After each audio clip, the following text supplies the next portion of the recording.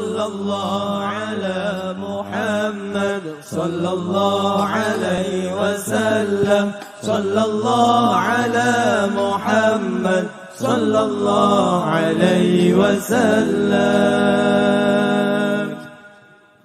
السلام عليكم ورحمة الله وبركاته.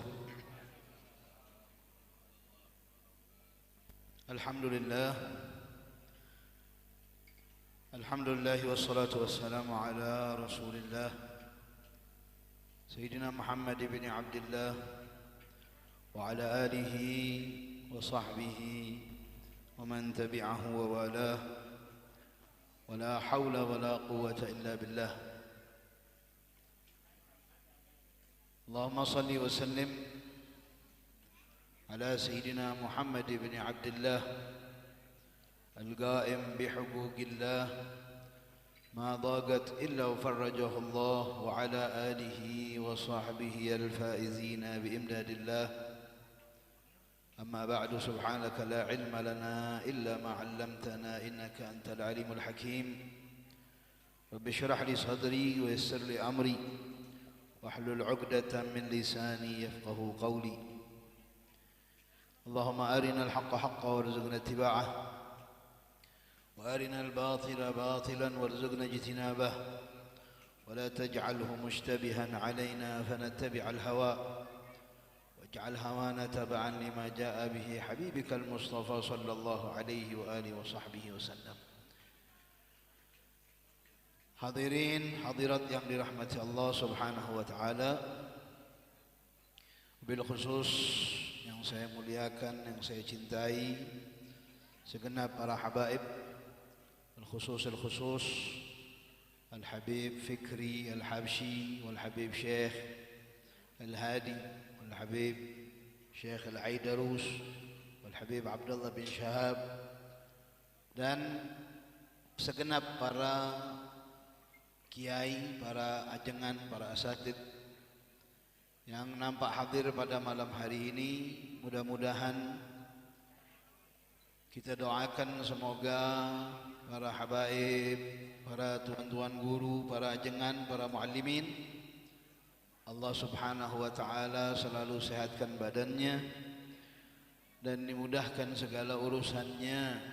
Amin ya rabbal alamin. Tidak lupa kita yang hadir pada malam hari ini atau yang berniat hadir namun berhalangan, mudah-mudahan Allah Subhanahu wa taala kabulkan segala niat dan hajat kita, baik hajat duniawiyah maupun hajat ukhrawiyah.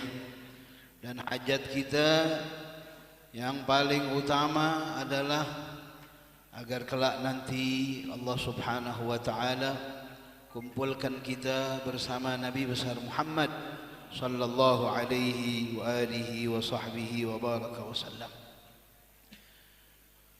Kemudian yang saya cintai, sahibul bait, akhina Haji belum ya? Akhina Tata ya, yang malam ini jadi wasilah kita kumpul pada malam hari ini dalam rangka merayakan dan memperingati hari kelahiran Nabi Agung, Nabi besar Muhammad sallallahu alaihi wa alihi wasahbihi wa baraka wasallam. Hadirin hadirat yang dirahmati Allah Subhanahu wa taala, tentu masih saja terdengar golongan yang masih meributkan, bahkan selalu mengotori pikiran kita selaku umat Nabi besar Muhammad sallallahu alaihi wa alihi wasahbihi wa baraka wasallam. Karena untuk memperingati kelahiran Nabi besar Muhammad SAW sebetulnya tidak membutuhkan dalil, hanya dibutuhkan kecintaan. Karena kalau sudah cinta maka putuslah semua dalil apapun. Dan insya Allah malam ini kita kumpul merupakan bentuk daripada kecintaan kepada baginda Nabi besar Muhammad sallallahu alaihi wa alihi wa sahbihi wasallam. Kalau kita fikir, kita lihat para sahabat baginda Rasulullah sallallahu alaihi wasallam setiap hari mereka maulid di masa hidupnya Rasulullah sallallahu alaihi wasallam, terlebih setelah sepeninggalan baginda Rasulullah sallallahu alaihi wasallam.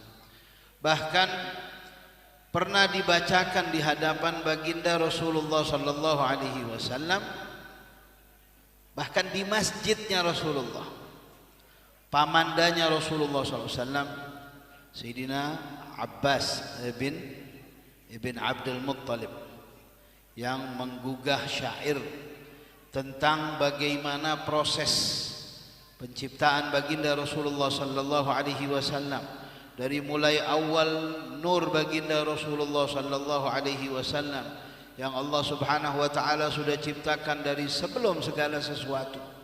Itu dijelaskan secara detail satu persatu sampai detik-detik kelahirannya baginda Rasulullah sallallahu alaihi wasallam. Kalau bukan maulid, apa ini namanya?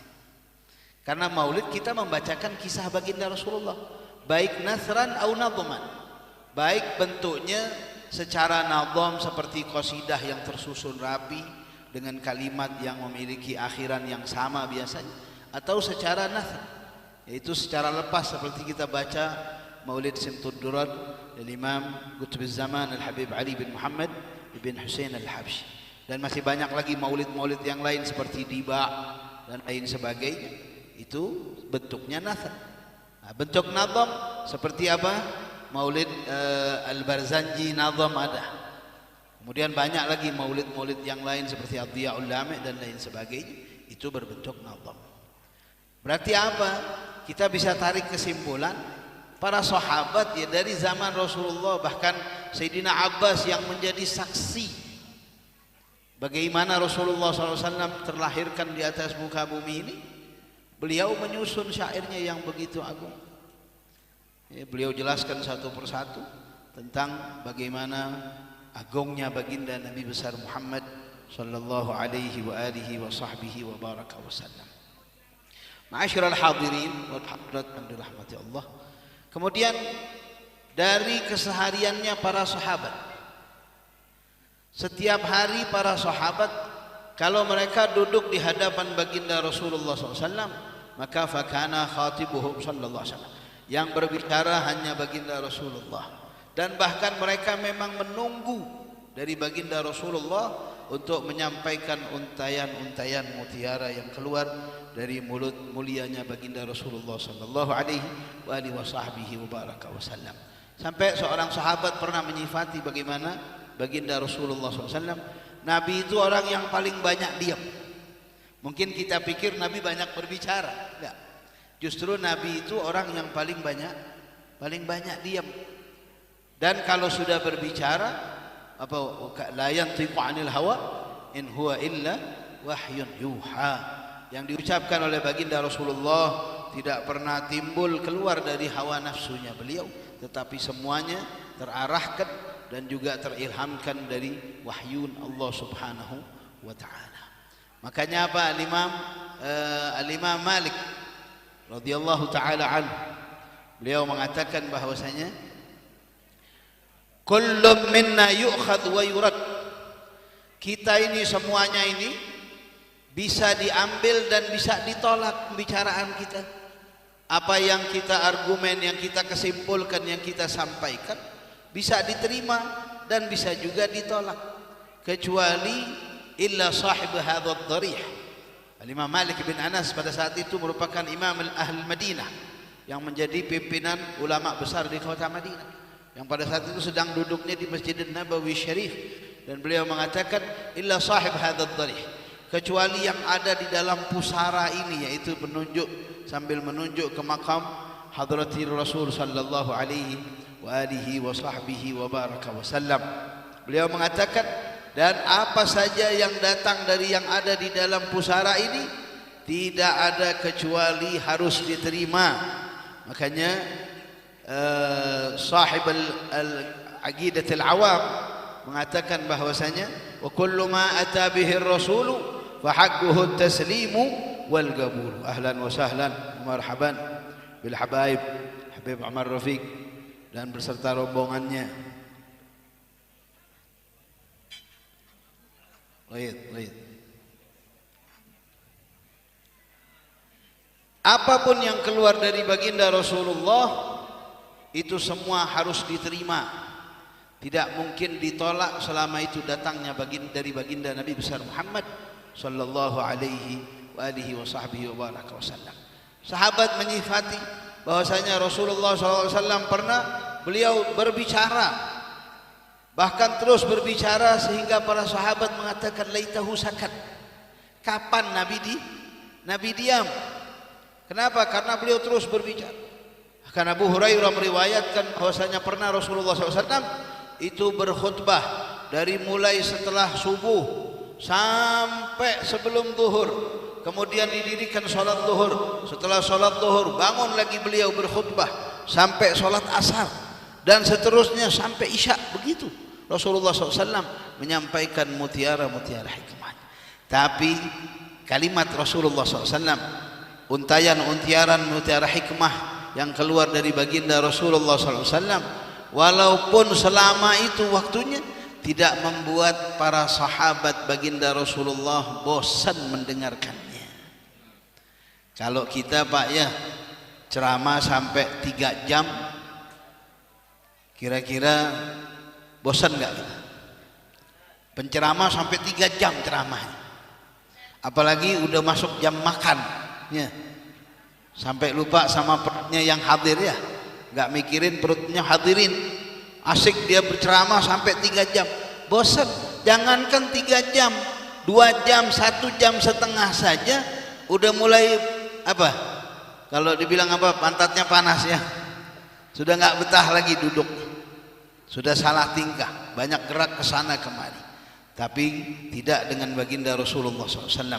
Para sahabat kalau sudah duduk di hadapan baginda Rasulullah, faka'anna ala ru'usihimut thair, mereka asyik mendengarkan apa yang disampaikan oleh baginda Rasulullah, sampai digambarkan seakan-akan di atas kepala mereka itu ada burung. Saking khusyuk, tenang, dan apa, tidak bergerak sama sekali dari nikmatnya mendengarkan untayan-untayan hikmah yang disampaikan oleh baginda Rasulullah sallallahu alaihi wasallam. Pernah juga Rasulullah SAW diam sampai sahabat mengatakan laitahu yatakallam, kapan ini Nabi mau berbicara? Karena mereka selalu yang ditunggu adalah untayan dari Rasulullah SAW. Hikmah yang datang dari baginda Rasulullah itu yang selalu ditunggu-tunggu oleh para sahabat baginda Rasulullah sallallahu alaihi wasallam. Nah kita alhamdulillah ya, walaupun kita umatnya yang hidup setelah beliau jauh 14 abad setelah baginda Rasulullah, tapi semua untayan mutiara hikmah dari baginda Rasulullah terus sampai kepada kita melalui para pewarisnya baginda Rasulullah, para ulama, baik dari kalangan ahlu baitnya Rasulullah, dari keturunan baginda Rasulullah, atau yang tidak dari keturunan baginda Rasulullah tapi dia menimba ilmu dengan betul dan menyampaikan amanatul ilm yang datang dari baginda Rasulullah sallallahu alaihi wasallam. Ma'asyiral hadirin wal hadirat yang dirahmati Allah Subhanahu wa taala, tentu kalau kita mau berbicara tentang baginda Rasulullah, maka beliau digambarkan bagaikan bahwa bahrun la sahila lahu. Beliau itu bagaikan lautan yang tidak bertepi, bahkan seperti samudra yang begitu dalam, yang tidak akan habis-habisnya tentang keagungan dan kemuliaan biografi kehidupan baginda Nabi besar Muhammad sallallahu alaihi wasallam. Mudah-mudahan kita selalu mendapatkan cucuran rahmah, mendapat cucuran barakah dari Allah Subhanahu wa taala, dan mendapatkan riayah wa inayah khasah minan Nabi sallallahu alaihi wasallam, dapat perhatian khusus dari baginda Rasulullah sallallahu alaihi wasallam. Hai Umar sudah datang, jadi tidak perlu berpanjang lebar. Nanti kita dengarkan apa yang disampaikan oleh Habib Umar Rafiq bin Ali Al bin Hamid. Mudah-mudahan bisa menambahkan benih-benih kecintaan kepada baginda Rasulullah sallallahu alaihi wasallam. Saya cuma mau sampaikan ada satu kisah. Yang kisah ini luar biasa, menariknya luar biasa. Yang diriwayatkan oleh Al-Imam Suyuti di dalam kitabnya Al-Fatawa. Al-Hawi namanya, Al-Hawi lil Fatawa.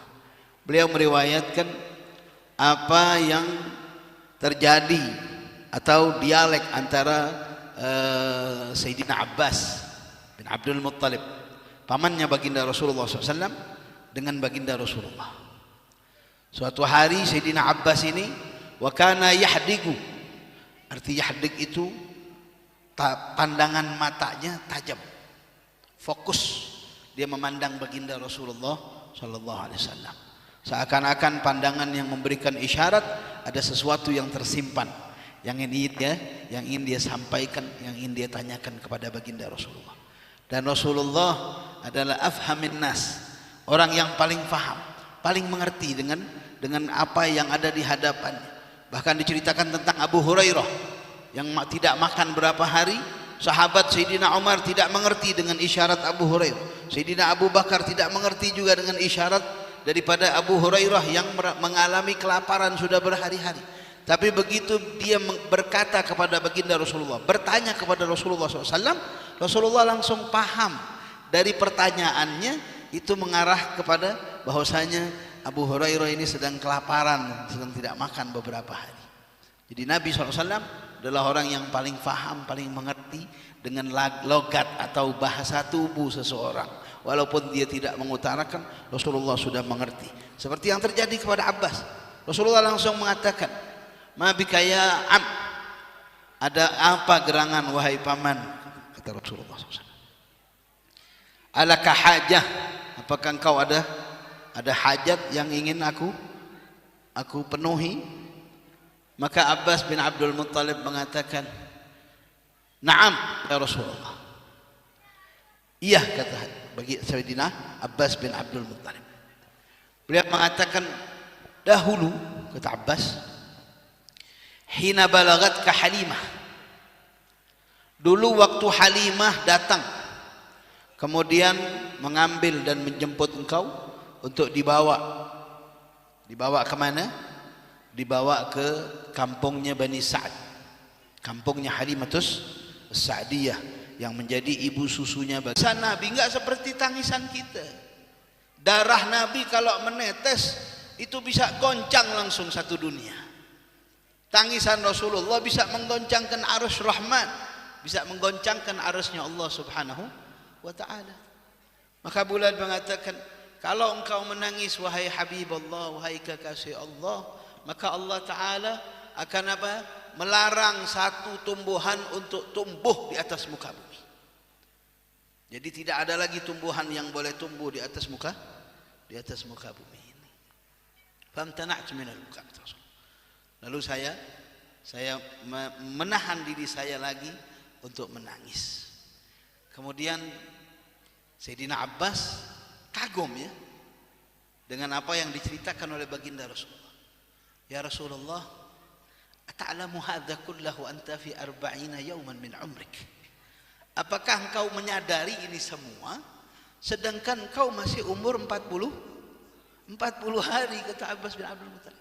Maka Rasulullah SAW mengatakan, ya am, innallaha ja'alal anbiya, Allah Ta'ala menjadikan para nabi mi'atan wa arba' wa ishrina alfan. Jumlah para nabi, kata Rasulullah, itu ada 124.000 nabi utusan Allah. Kalau Rasul jumlahnya 300 wanef, arti 300 lebih, 313, 315 itu Rasul utusan Allah Subhanahu wa ta'ala. Dan Rasulullah mengatakan, wa ma minhum ya'rifuna annahu nabiyyun illa hatta balugha ashaddah. Sampai mereka nyampe umur 40 tahun baru mereka tahu kalau mereka adalah nabi utusan Allah Subhanahu wa ta'ala. Jadi para nabi mereka tidak tahu kalau mereka bakal diangkat menjadi nabi kecuali setelah umur 40 tahun. Itu kalau di Al-Qur'an disebutkan hatta balagha asyuddah. Asyuddah itu umur kemantapan hati seseorang, kemantapan jiwa seseorang itu setelah berumur 40 tahun. Illa Isa bin Maryam, kata Rasulullah, kecuali Nabi Isa. Sesungguhnya Nabi Isa itu dari kapan? Dari beliau lahir sudah tahu kalau beliau adalah seorang nabi utusan Allah. Ya, waktu kejadian Siti Maryam melahirkan Nabi Isa, itu beliau difitnah ya, dengan perbuatan yang tidak senonoh. Tapi Siti Maryam tidak berbicara sepatah kata pun. Siti Maryam hanya apa? Hanya menunjuk, tanyakan kepada anak ini yang dilahirkan. Akhirnya mereka apa? Bertanya kepada Nabi Isa yang masih apa? Dalam Al-Quran disebut wa yukallimun nas fil mahdi sabiyya. Bisa berbicara kepada orang sedangkan masih apa? Masih bayi, masih kecil. Kalau bahasanya masih hijau ya. Nah itu Nabi Isa ketika ditanya oleh orang-orang yang menuduh Siti Maryam dengan tuduhan yang tidak pantas, apa jawab Nabi Isa? Qala inni abdullah. Nabi Isa mengatakan apa? Aku adalah hamba Allah. Ataniyal kitab wa ja'alani nabiyya. Aku diberikan kitab, itu Injil yang Allah turunkan kepada Nabi Isa, dan wa ja'alani nabiyya. Dan Allah jadikan aku sebagai nabi utusan Allah SWT. Jadi dari baru lahir Nabi Isa sudah tahu kalau beliau adalah nabi utusan Allah. Wabna akhik, kata Rasulullah. Dan ini keponakan, anak dari saudaramu ini, Rasulullah SAW, bahkan bukan lagi dari lahir. Sayyidina Jabir bin Abdullah bertanya kepada Nabi SAW, mata kunta nabiyan ya Rasulullah, kapan kau menjadi nabi wahai baginda Rasulullah? Apa jawab Nabi Muhammad? Kuntu nabiyan wa Adamu lamunjadilun fi tinati. Saya udah jadi nabi sedangkan Nabi Adam masih di adon. Ya, bakal apa? Bakal jasadnya Nabi Adam masih dibentuk. Nabi sudah jadi nabi utusan Allah Subhanahu wa taala.